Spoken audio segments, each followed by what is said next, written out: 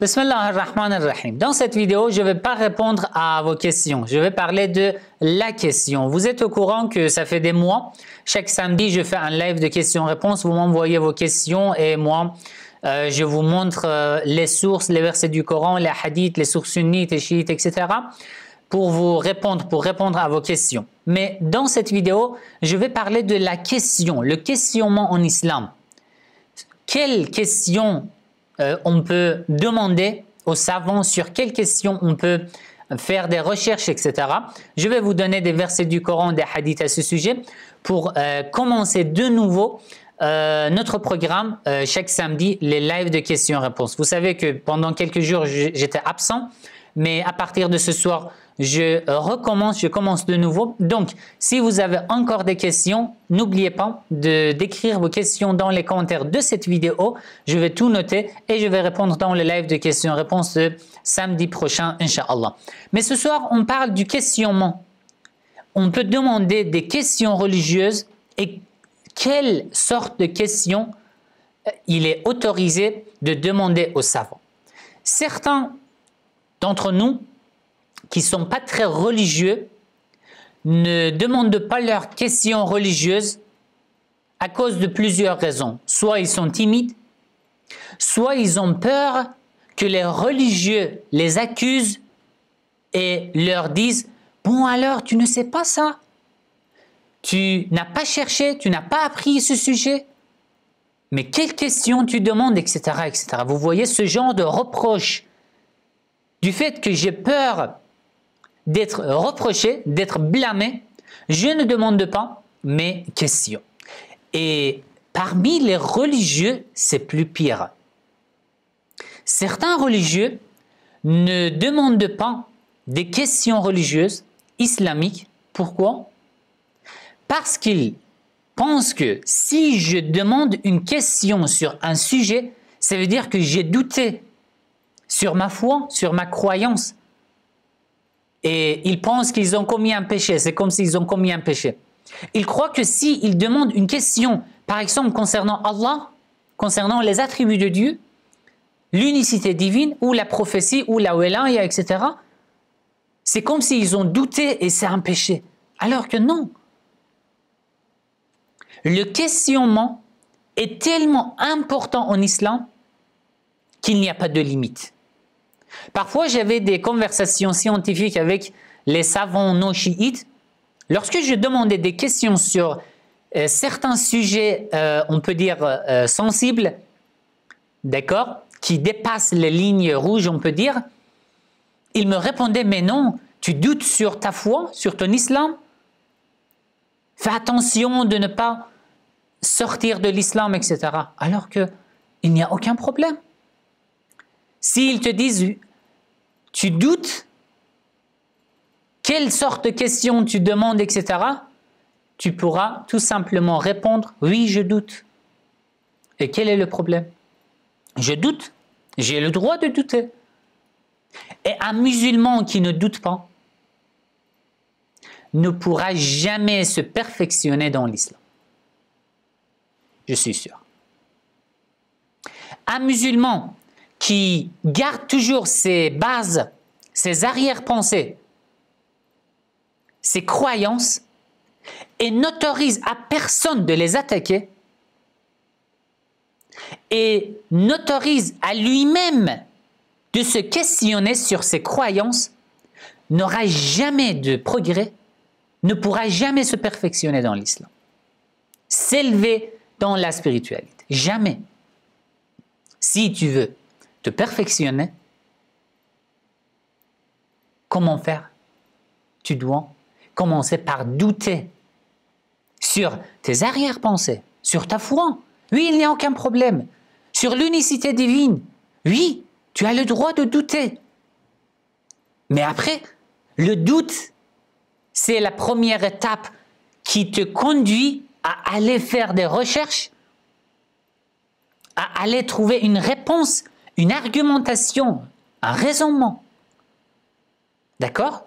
C'est tellement important. N'ayez pas peur de douter sur les bases. Certains d'entre nous, je parle de ceux qui, par exemple, s'habillent comme moi. Certains d'entre nous, nous parlons d'une manière pour faire peur les gens, de ne pas demander des questions qui dépassent les limites, les bornes, les lignes rouges, alors qu'il n'y a aucun problème.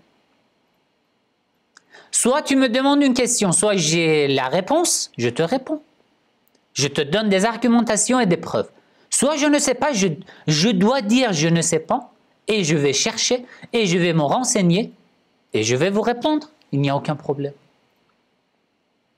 Mais il ne faut pas avoir peur de douter sur les bases, sur les croyances, car c'est par l'intermédiaire de ces doutes que je trouve des informations supplémentaires, que j'approfondis ma connaissance à l'égard de ma religion, que je me perfectionne la spiritualité dans la spiritualité et dans ma religion.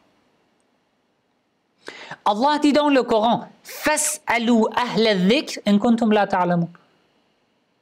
Interrogez, demandez des questions aux gens du rappel, ahla dhikr, aux gens du rappel, si vous ne savez pas. Qui sont les gens du rappel? La signification très simple, ce sont les savants. Et la signification un peu plus profonde, ce sont les Ahlul Bayt alayhimus salam. Donc, Allah nous ordonne de demander aux savants ou aux Ahlul Bayt alayhimus salam si vous ne savez pas. Demandez des questions. Plusieurs polythéistes païens venaient auprès de l'imam as-Sadiq alayhi salam et parlaient d'une mauvaise manière contre l'unicité divine, contre les attributs de Dieu, contre le prophète Mohammed sallallahu alayhi wa sallam. Mais l'imam alayhi salam, les imams alayhi salam ne les blâmaient jamais et leur donnaient beaucoup d'argumentation et beaucoup de preuves.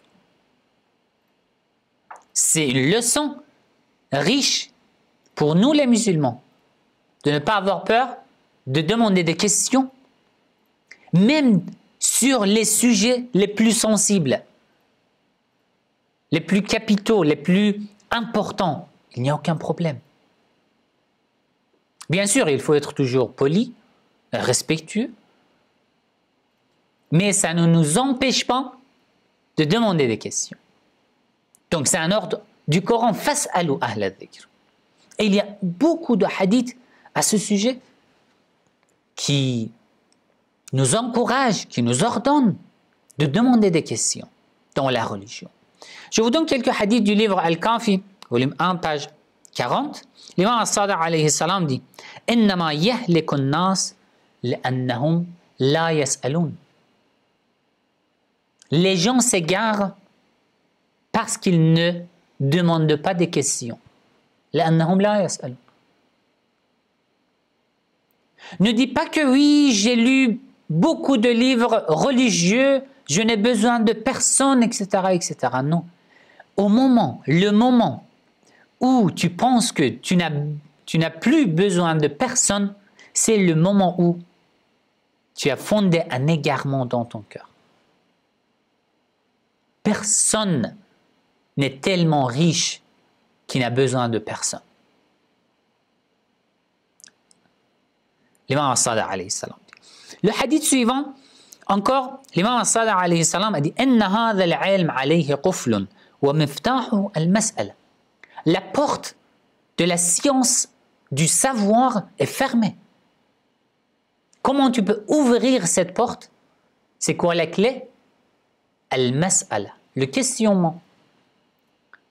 Tu veux te perfectionner, tu veux approfondir ta connaissance religieuse, al-mas'ala. Tu dois demander des questions. Soit tu demandes une question à un savant, ou tu cherches ta réponse dans un livre ou dans des sources. Pas de différence. Il ne faut pas s'arrêter de se questionner, de demander des questions. Encore dans un autre hadith, le prophète Mohammed sallallahu alayhi wa sallam dit Uffin li rajulin la yufarrigu nafsahu fi kulli jum'atin li amri dini. Malheur à un religieux, à un musulman qui ne met pas un jour pour apprendre sa religion. pour approfondir sa connaissance religieuse. فَيَتَعَاهَدُهُ وَيَسْأَلُ عَنْ دِينِهِ pour demander des questions sur sa religion. Malheur à une telle personne. Encore dans un autre hadith, le prophète Mohammed sallallahu alayhi wa sallam a dit تَذَاكُرُ الْعِلْمِ بَيْنَ عِبَادِ مِمَّا تَحْيَا عَلَيْهِ الْقُلُوبُ الْمَيْتَةِ. Lorsque vous vous asseyez avec vos amis, avec votre famille, et vous vous demandez des questions dans la religion, ce genre de questions ne sont pas des menaces pour votre foi. Les questions, regardez le prophète Mohammed sallallahu alayhi wa sallam dit Mimma tahya alayhi al-qulubul mayta. Ce genre de questionnement fait vivre les cœurs qui sont morts. Donc, n'ayez pas peur des questions, de demander des questions dans la religion. Les questions ne sont pas des menaces. Quand vous êtes au courant, ça fait des mois, nous avons eu des lives de questions-réponses. Parfois, nous avons parlé même des sujets sensibles. J'apprends beaucoup de choses de vous et vous profitez des sources que je vous montre. Vous voyez, c'est réciproque. On approfondit notre connaissance au fur et à mesure. Donc, le questionnement est énormément important dans l'islam. Et je reprends à partir d'aujourd'hui, Inch'Allah, ce programme de questions-réponses, comme d'habitude. Après environ 2 semaines d'absence, je recommence, Inch'Allah. Vous aussi, si vous avez des questions, n'oubliez pas d'écrire dans les commentaires de cette vidéo. Je vais tout noter et je vais répondre, Inch'Allah. Et si vous n'êtes pas abonné à cette nouvelle chaîne, s'il vous plaît, abonnez-vous à ma chaîne et cliquez sur j'aime. Et n'oubliez pas de partager la vidéo avec vos entourages. Wassalamu alaikum wa rahmatullahi wa barakatuh.